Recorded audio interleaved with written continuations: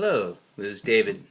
I just wanted to give a brief overview of the whole idea of thinking maps, as many people have heard the term thinking maps and graphic organizers, visual tools, whole range of different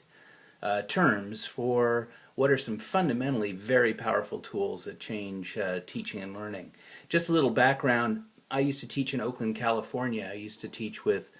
predominantly African American youth in West Oakland, and this was actually way back in the 1980s, and I was focused on the teaching of writing, and I just could not, as a young teacher, could not seem to get my students to a place where I knew that they could get to, and that is very high quality writing with the structure that entails, the kind of thinking that engages, and the kind of cultural sensitivity that was important to make writing alive for them, both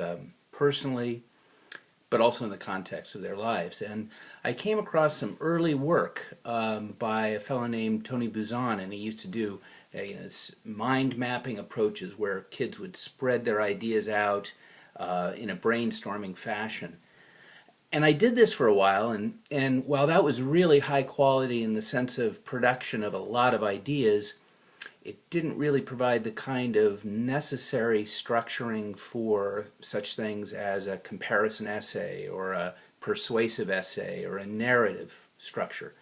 And I came across the whole field of text structures in reading and the structures in writing, and I had sort of this moment of, just a minute, what if we connected these fundamental thinking patterns,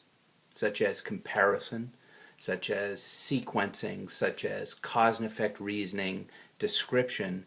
to visual tools? And in that moment I came up with this idea called thinking maps, which has turned out to be an exciting adventure over the last 25 years, because as a language of these visual tools, based on fundamental thinking processes,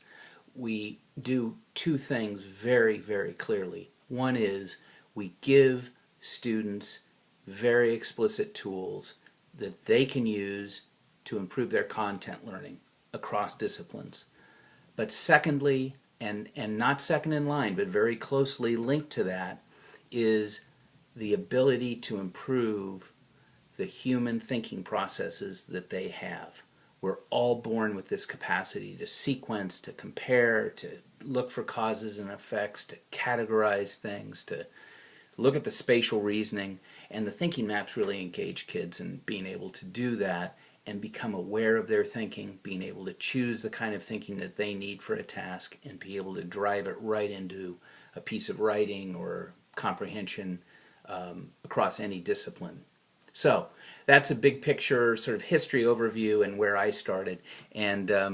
I'll catch up with you a little bit later with some ideas about how this actually plays out in classrooms.